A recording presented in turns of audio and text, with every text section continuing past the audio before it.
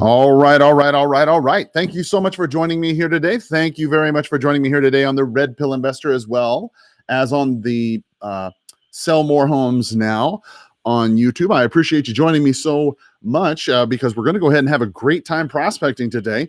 Hopefully you are already prospecting. You're not wasting any time at all to get out there and get in the market. I've got my phones ready. Hopefully you've got your ready. We're going to go ahead and get started calling today. We're going to call all the normal folks, the expireds, the canceleds. Boy, we're going to call some pre-foreclosures. We're going to call just listed, just sold types. We're going to have a pretty long day when it comes to prospecting. And also, we're going to go over a lot of the news today, some comments that I thought perhaps might be helpful to you. And then hopefully we'll be able to wrap all of this up in some meaningful dialogue that will be able to give you some skills, hopefully some thoughts perhaps that you can take into the marketplace that will help you get those price reductions if you're a realtor, that will help you get those homes under contract if you're an investor, that will help you be able to make more deals and more money happen if you're in the real estate game. Now, additionally, if you're in the Tucson area, I know many of you are here in Tucson. You listen to the podcast, you watch me on YouTube. I do appreciate you very much. May I just ask that if you happen to have any real estate deals, any deals that you think that would need a rehab or perhaps you need some help with, feel free to reach out and give me a call, as I do locally invest as well. And I certainly do appreciate all the help you give me there as well. So let's go ahead and get started prospecting, hitting the news and doing all the appointment setting that we've got scheduled for the day. And let's go ahead and, as always, let's take this to the Lord and ask him for his blessing on all we're about to do. Lord, we just thank you for this day. We are grateful for everything that you've given us. We're grateful for the skills, the time together. We're grateful for the camaraderie. We're certainly grateful for this technology that you've given us, Lord, that would enable us to go ahead and talk to so many people so quickly. Lord, we're asking that you'll bless this event, that you'll shine upon it, Lord, that you'll help us to bring good news to people, that we might be able to help them get their real estate goals accomplished, that we might be able to help our communities, that we might be able to be a light for you, Lord. Just help us to go ahead and do everything to glorify your holy name. Amen. All right, let's press start. So, as you know, I use the Vortex system with the Red X. I've got everything already dialed up for me and scheduled up to go ahead and start dialing. So we're dialing everybody right now that have. I couldn't take your call. I hope you're having a good day. All right. I'll call you back. Okay, I don't think he's going to call me back. The truth is that they almost never call you back. All right. So thing about messages, if you're going to leave a message, you might have heard me say this before. If you're going to leave a message, be sure to leave the message in an automatic format. You know, that's one thing I do like about the Red X. They do happen to have an. Hi, you've reached Karen. Like in this lady right here. Psychologist. Boom. You know, if I wanted to just go ahead and leave a message there, you just press a button and pow, it leaves a message for her. I've already left a message with her once before, but as a matter of fact, you can leave a couple different messages. So that's also a nice little factor. Call has been forwarded to an automated voice messaging system. Part of the problem, I think, is that I am calling a little bit later. It is 8:51 locally. And what that basically means is that every realtor who's worth a salt has already gone and called these people if their phone was available. Most realtors will, if they're going to be real estate agents calling people for business, especially expireds and canceleds, they're typically going to go ahead and call them first thing in the morning. And so by the time 8:40, 8:50, 9 o'clock rolls around, you know, it's going to be difficult, if you will. It's going to be difficult for you to get that contract, or I should say to get that contact, because by then everybody's been calling them. And if it's been a couple days, they may have their phone on Do Not Disturb, and it's going to be very difficult to reach them. So it's always best to call early, call at different times, call in the morning, call in the afternoon, call in the evening, text. That's always a good way to reach too. You know, there's so many reasons why people say that they don't call expireds or canceled listings. You know, some people say that they don't, and when I'm saying some people, I'm talking about agents specifically. Agents specifically say that they won't call expireds or canceled listings many times because of the do not call list, or they don't want to appear to be salesy, or insert excuse here, right? Um, However, the other one, they'll say, well, people don't answer the phone, right? That's another thing you hear. Well, the other thing you might want to consider is, well, what if you just, I don't know, text them?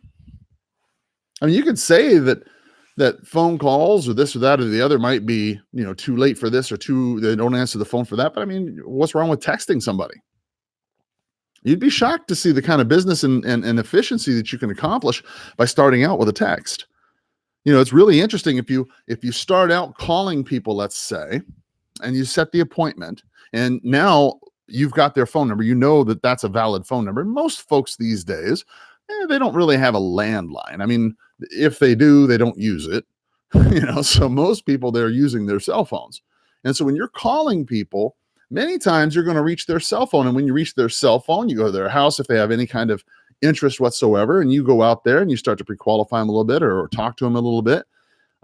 You're able to go ahead and follow up with them via text a lot easier. And many times they're willing and wanting to do that. Not everybody wants a phone call. Some people just prefer to handle things via text, and you just start the call as your way to get that conversation started. And then you can continue on in the text if that's what you choose. But many times we're just a little too lazy, and we don't always do that. But, that's just the way we are. Business begets business.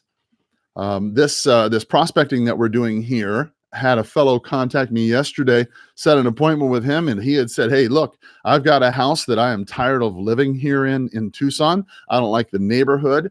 I just want to sell. And move into something else. Can you help me with that? Of course, you better believe I can help you with that. I'm happy to help you with that. Let me see what we can do. We set an appointment for him. We're able to meet with him this coming Wednesday.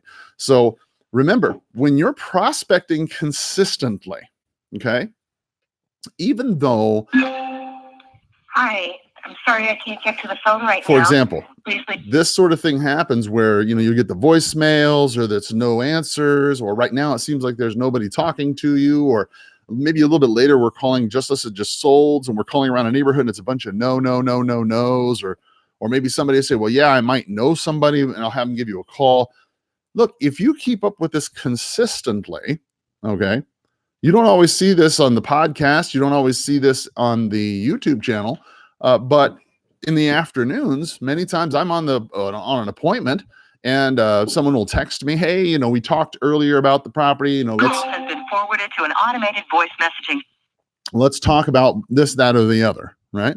When your lead follow-up pattern is going on, right? Many times you're doing that via text. You went over to the house. Let's just imagine this scenario. This happened to me. I prospected here, was prospecting, made an appointment with a for sale by owner, went out to their property, took a look at it. It's a beautiful home. The problem is they bought it at the wrong time, right? They bought it a few years ago. They paid a little too much, and now they want to move. Problem is that they're not going to make the amount of equity that they had hoped for because they overpaid in the beginning, and now they're trying to sell a little too soon. Now, I'm a professional. There's only so much that I can do to mitigate those sorts of circumstances.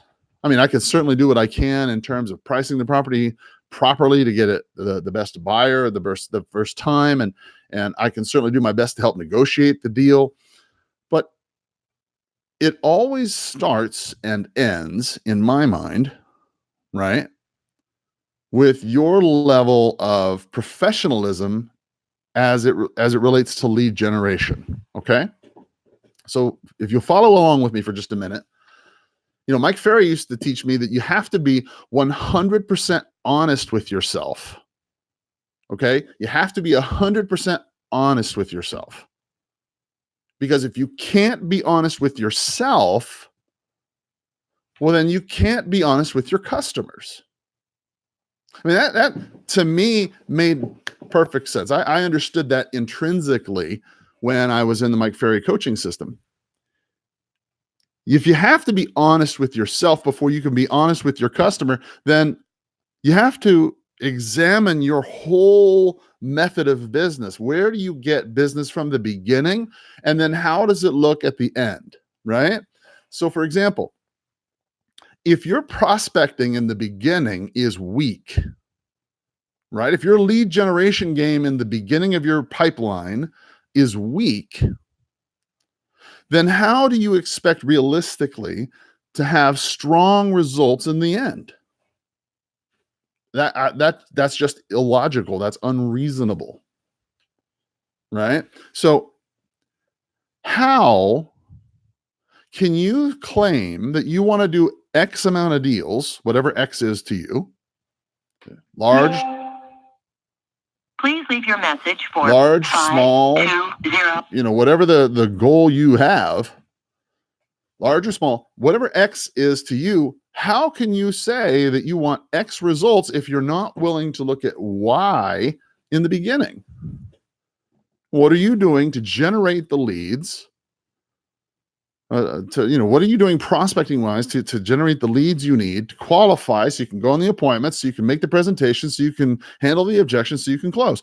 How is this process working for you? Now, if your answer to that question is, well, I hold open houses, I run mailers, I have bus benches, I have, oh gosh, I don't know, advertisements in the paper, the radio, direct mail, websites, and all the things you say you have got going for you in the lead generation part of your business. But how much of that can you really control? Oh, sure, you can mail X number of pieces. Certainly, you could do that. There's certainly some control that you can exercise over when it goes out, what it looks like. But ultimately, it's very difficult to decide or determine, I should say, the end result of the mailer itself. I mean, you can mail out 100 pieces and get, hopefully, whoops, I don't want that. I don't want that. There we go. All right. Hang up on that. All right. There we go. You could mail out 100 pieces and reasonably expect, statistically, I think the anywhere from, I think the standard is 1% to 2%. And then, depending on who you listen to, they can get you something 3 to 7%, depending on the special card that they have or color or whatever language, magic language they're using or whatever. You can get a certain level of, response from that. But you can't necessarily do it every day, right? I mean, you only have a certain amount of money. And chances are, if you're listening to most of these real estate gurus out here, they're probably telling you to spend every dime you have on mailing. I might be wrong. Look, I've got no dog in this fight. The only thing I'm trying to sell you is my real estate book that I wrote for real estate agents, right? And maybe some scripts, maybe some premium podcasts. That's the only thing I'm trying to sell you. I'm not trying to sell you expensive coaching or anything like that. I'm sharing it with you, my experiences. So my feeling is this: if you're not going to be 100% honest with yourself about how you're generating your leads regularly, then how could you realistically expect to be honest with yourself about how many deals you're going to do every year? See, the key is you have to add some sort of repetition to this. You have to add some sort of duplicatability to this. You have to be able to add some sort of reproduction value to this business. I mean, if your whole game rests or falls on your ability to send out a mailer and get a wholesale deal or whatever, and that's the only card you have to play, well, you're going to be in deep trouble if the card, if you mail out all those mailers and for whatever reason it doesn't work out. What are you going to do to generate business? Hello. Hey, Tom. DJ. Oh, geez, Louise, I might have the wrong person. My name's Carl. Is Thomas available? My name is Tom. I Oh. go by TJ. Oh gosh, I'm sorry about that. Well, listen, I was calling about your property. I was calling about your property that was for sale at 608 West Grandview Trail. Am I calling the right number? Yep. Okay, great. I noticed that after being on the market for a while, your home hasn't sold, is now off the market. I'm a broker who buys property. I was just curious to see what was going on with the property. Well, I'm totally frustrated because, and I think I chose the wrong realtor.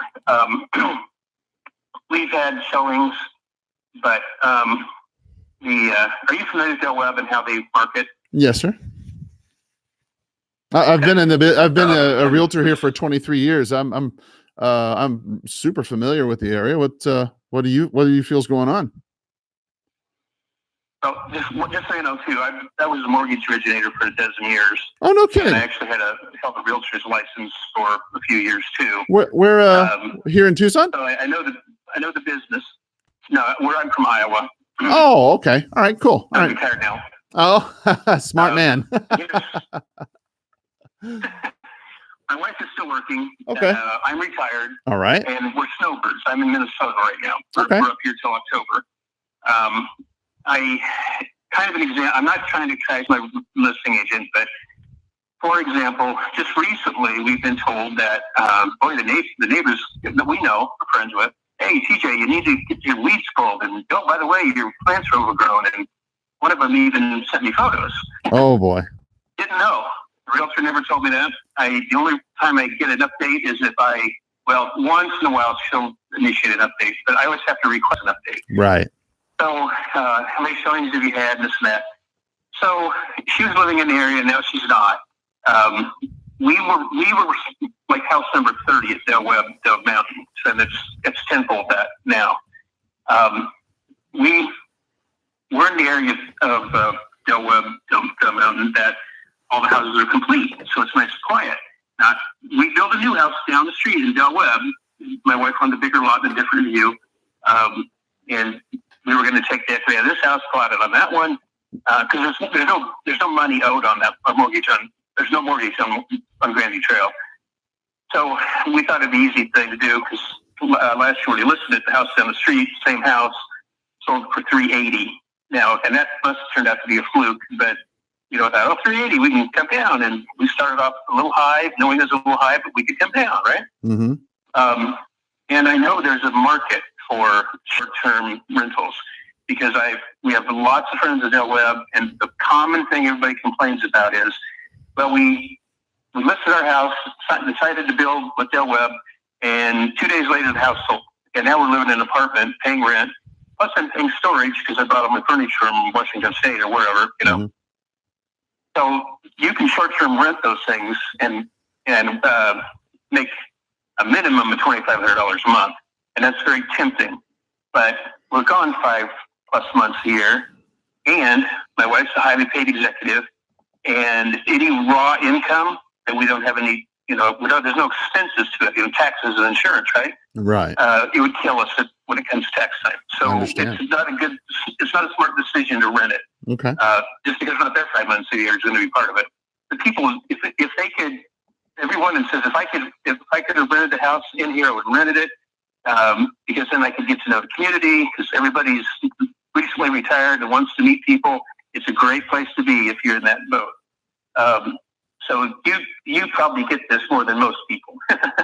But, yeah, I understand completely. Yes. We've done 3 or 4 price reductions and just trying to compete with what's coming on the market. Mm-hmm. Her philosophy was, well, this got listed last week, and it's $10,000 less, so you need to come down $5,000. And so she was chasing the market. Right. In my opinion, I don't know if that's the correct thing. Nope. You are actually spot on. I always tend to think of it like a little puppy on a hill. You're throwing the ball down the hill.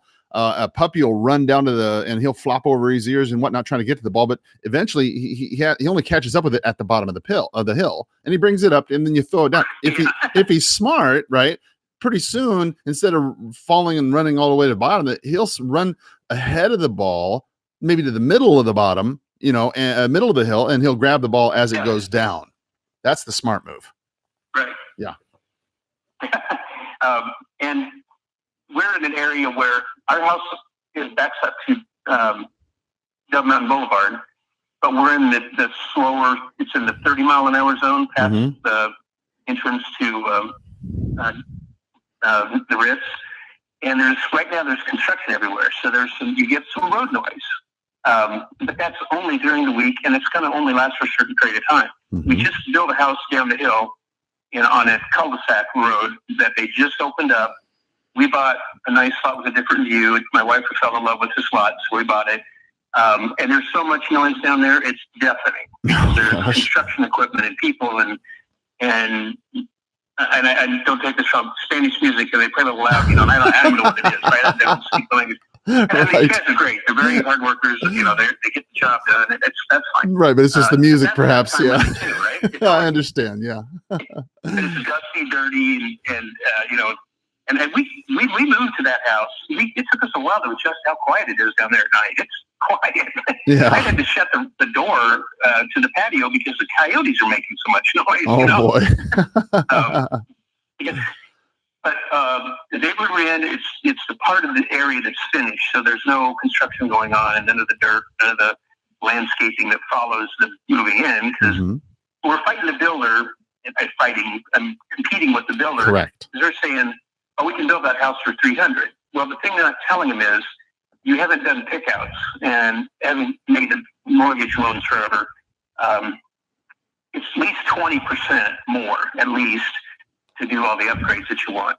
And then you still don't have a backyard.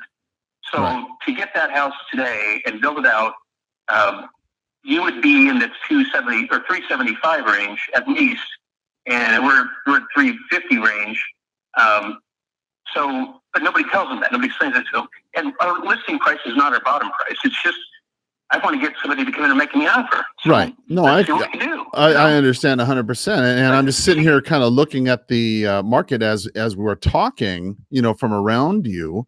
And I'm just curious. I mean, did your last agent kind of give you any indication as to why she was pricing it that particular way to get an offer, or no?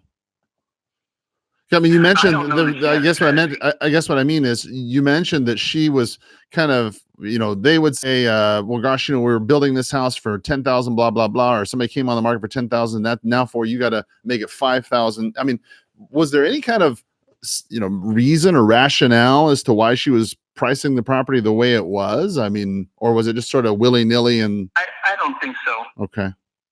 Well, like I said, the house on the street sold for 380. So we thought, well, we'll start at 375 or 378. I remember what it was. Okay. And because, that should draw some interest, and then we can come down. We have no mortgage on it. So we got room to move.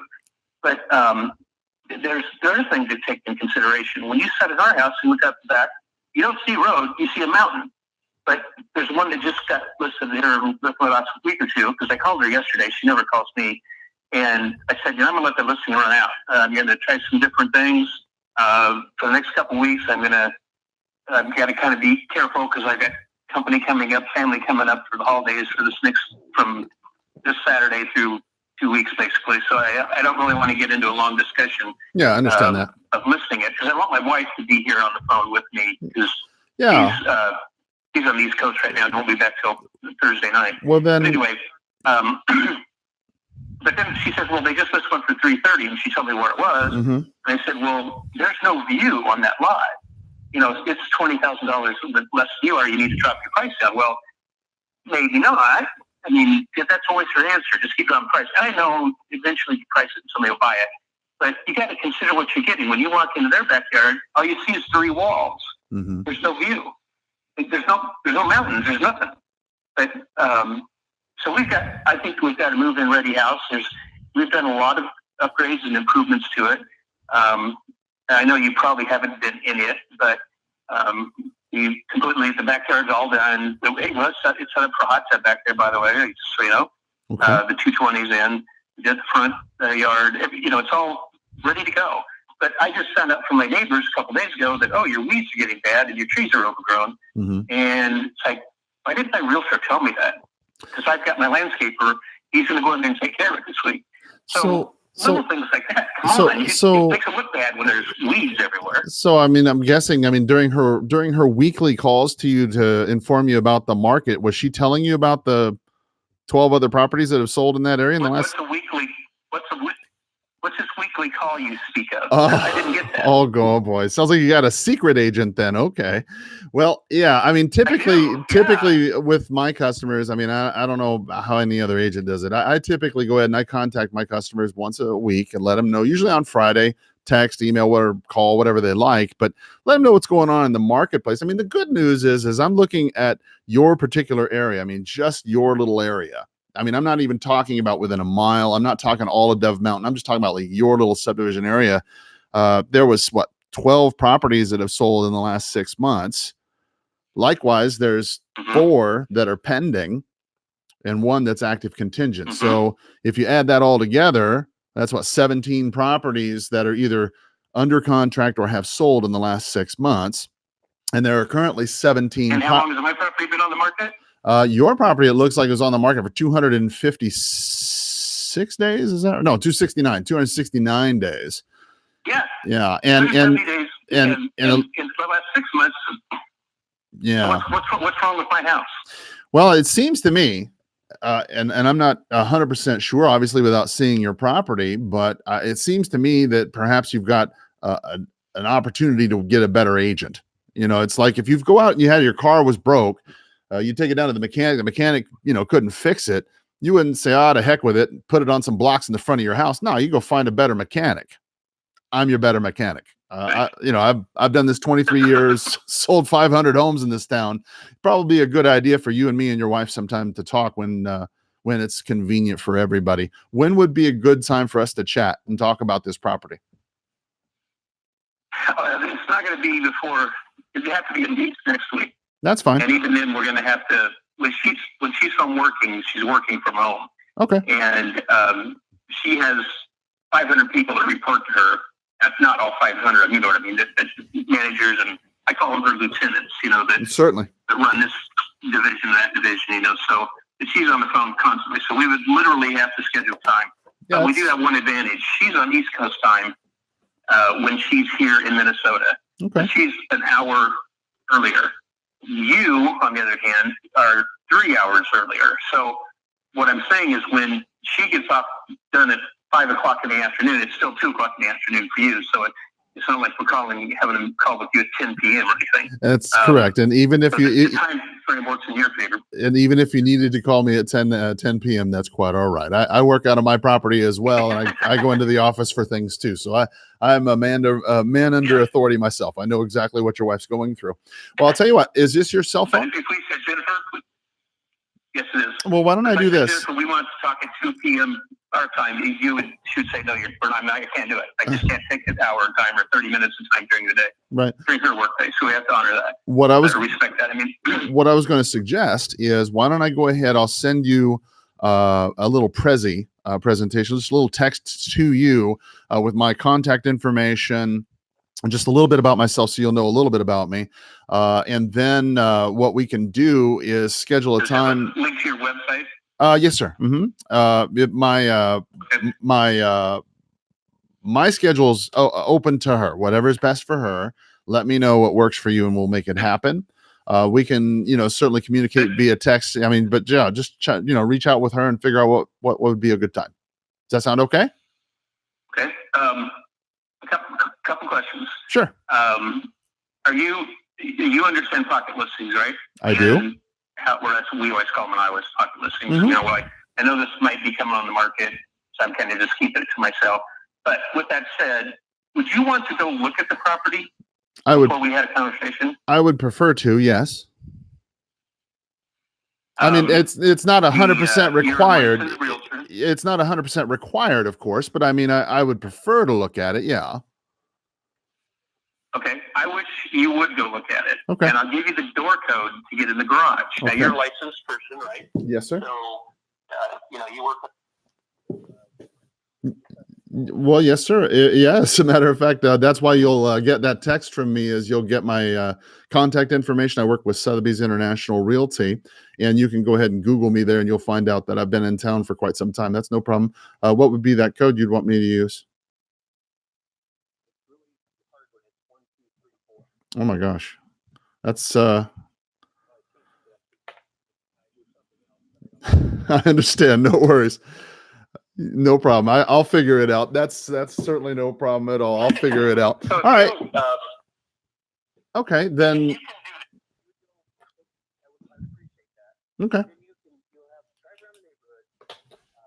Tell what's going on, and because everybody goes to the new part where construction's going on. They always look around down there, but we're over in this quiet little section where nobody drives through it very often. Right. So Nope. I just either here's the fifth phone call I've had this morning. Well, I'm running there's late. Something wrong if it's 270 days on the market, it might have to sold. Well, yeah, it had said that it was. Yes, sir. It said that it was 269 days. Yes, sir.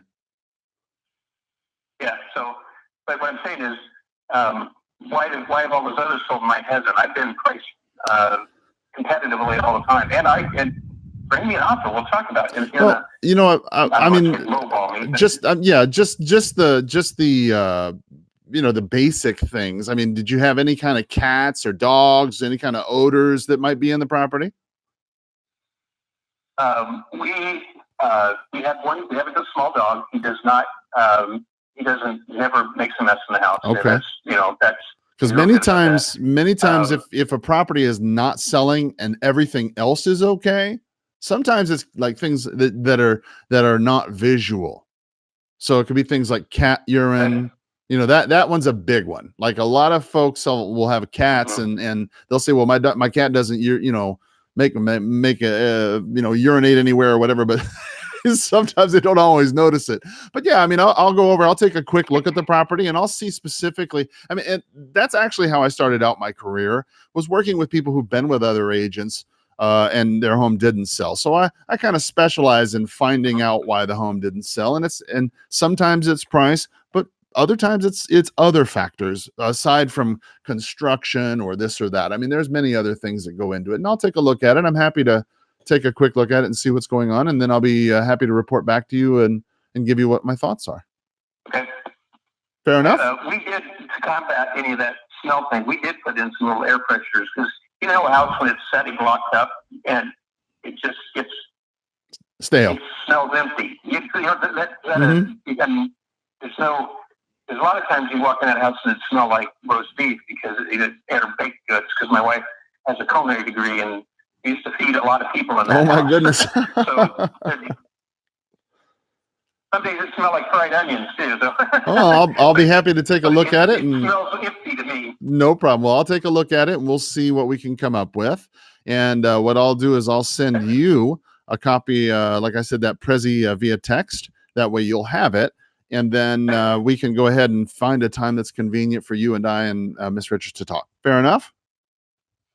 All right. Sounds good. Thank you. All right. Wonderful, TJ. You have a wonderful day, okay? You too. Talk to you soon. Bye-bye. Okay. So on that particular circumstance, let's see here. So there are a couple things that I want to draw to your attention, right?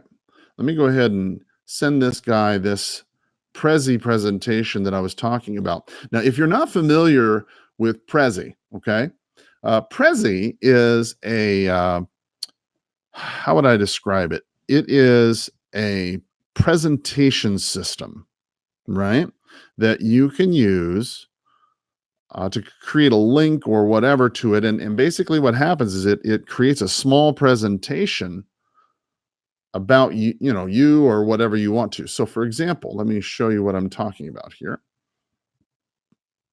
Copy. Okay. So if you look at my phone here, you can see that in my notes section on my phone, I have saved a little note that says, "Hi, this is Carl Krenzel. We just talked on the phone. I look forward to talking to you again soon. Here's a quick link about me so you know I'm legit," right? And then there's a little Google link or a little Bitly link in there, whatever you choose, to the Prezi presentation, right? Now, what happens is you copy that, you highlight it, you copy it, and then you switch over to your text where the guy's number is, and then you paste it, boom, right? And what happens is you send it to the guy, blam, like so. And if you're watching on YouTube, you'll see that the green indicates that he has a text phone, or I'm sorry, a regular phone. If it was blue, then it would be an iPhone. And then the Google link there would come up as an automatic presentation. And in that presentation, what you'll see is a little bit about me, my name, my phone number, a link to my website, all the different things that they would probably want to know about me. For example, if my resume, how long I've been in the game, how many homes I've sold, things of that nature. Now, you do not want to make this Prezi presentation a long, drawn out thing or anything to that nature whatsoever. You want to make it very easy for people to go ahead and let me see here.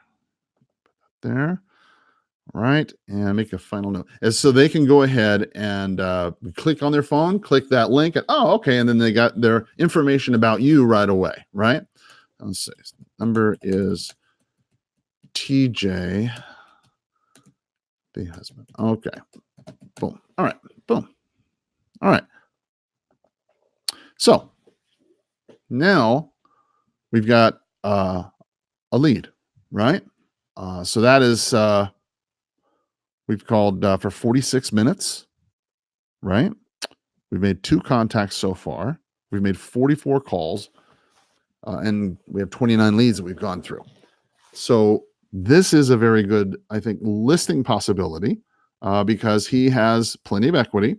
He is motivated to sell the property. They do not want to rent. They're just in a situation where they need a better agent. Now, you probably, you definitely heard me say,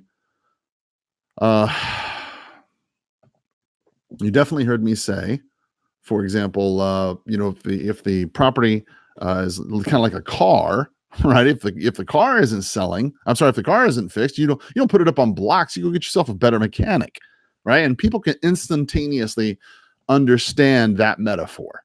So you want to always be thinking. Hi, you've reached Frank Coast of Whole Foods Market. Please leave a message and I'll get back to you as soon as I can. That's not who I want. Have a great day. That's not who I want at all. All right.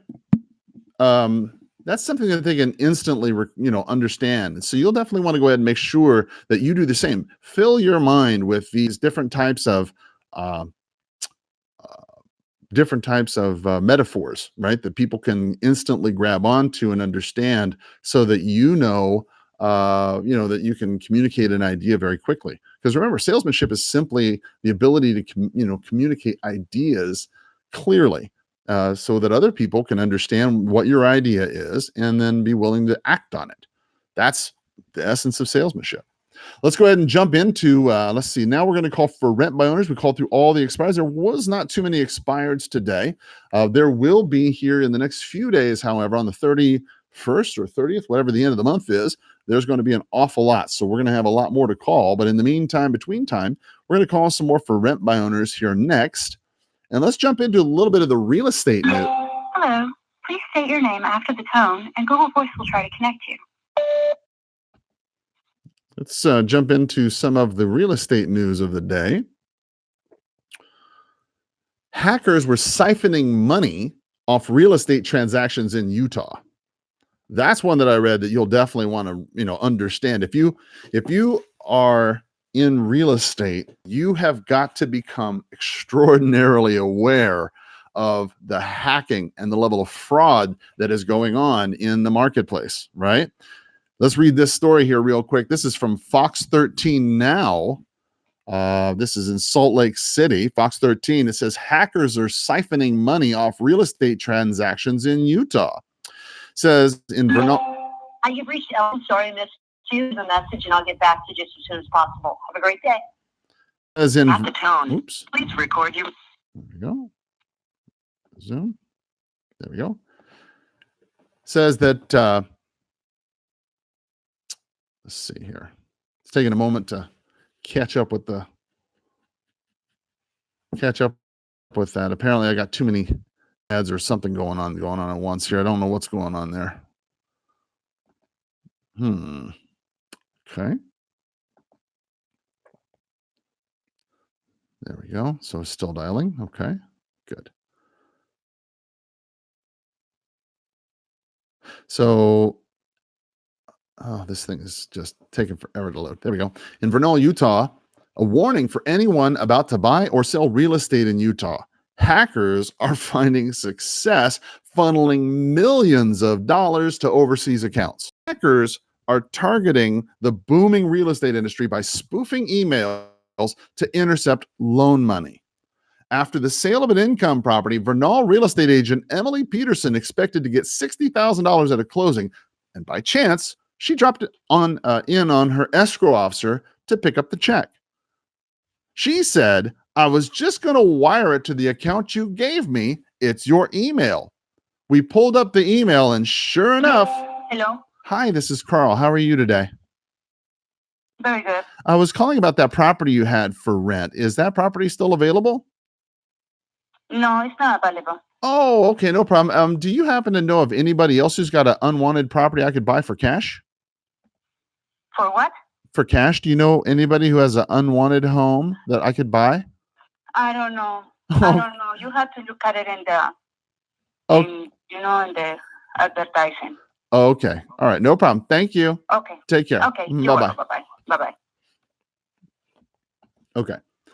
So what had happened was this poor woman, this poor real estate agent had gone into her title company to discover, the $60,000 that she was going to receive for a real estate transaction, the home she had sold, I guess, had ended up going to, or was getting ready to go to an overseas account on a hacked email. There's a lot of that going around. You have to be very careful. As a matter of fact, it is happening so much in Utah that they're actually doing a public service announcement across the public airwaves so people know, hey, this is something you need to be aware of. So how do you protect yourself from fraud and from these sorts of things? Well, you want to make sure that you go ahead and ensure whoever you're talking to is the correct person. That's the first key. Hello? Hi, Miss Yang. Hello? Hi. Yeah. Hi. I was calling about that property you had for rent on Placida Los Arbustos. Is that still available? Yes, we're going to have an open house on 29th from 1 to 3. Great. Okay, no problem. My name is Carl. Have you considered selling that property? Store? No. What's that? But have you considered selling that property? Selling? No. Oh, no problem. Well, I'm curious. Do you know of anybody else who'd be interested in selling their real estate? I'm a real estate agent. You're a real estate agent? Oh, great. Okay, Yeah. perfect. Well, have a great day. Okay. Thank you. You too. Bye. Bye-bye. All right. So we're going to take a quick break here. So hang on a minute and I'll be back in just a few. Thanks and hang on.